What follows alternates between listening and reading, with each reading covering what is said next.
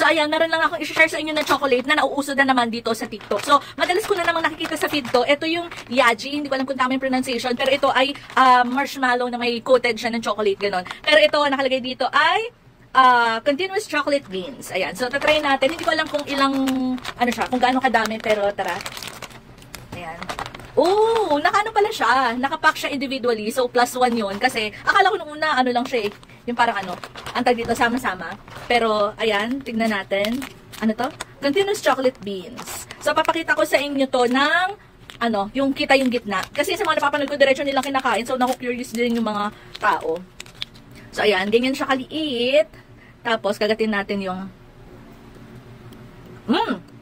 ano, marshmallow yung gitna. Pero, hindi siya super tamis. Wait lang, gusto ni mama.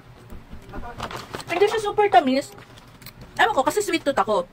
So, ina-expect ko, syempre sa chocolate na ganito, parang, ang dami yung ano sa ngipin. So, nag-expect ako na matamis. Hindi siya matamis. May kalasa siya. Pero, kung gusto niyo ng chocolate na, ano, medyo on the sweeter side, hindi ito yon. Pero kung hindi kayo mahilig sa chocolate na super tamis, itry nyo din itong mga ganito. Hindi ko alam kung ilang piraso yung ganito. Sige, bilangin ko. Wait. Ah, okay. 20. So, 20 na piraso yung nandito. Ayan. So, pasensya na. Pero pa chocolate. Pero ayun nga, again, kung kayo gusto niyo ng chocolate na hindi kayo yung super matatamisan. Ito, itry nyo itong ganito. Pero for me, since ako ay sweet tooth, syempre hinahanap ko yung sweeter side ng pagka-chocolate niya. Pero ayan, ilalagay ko sa yellow basket. Check out nyo na lang din.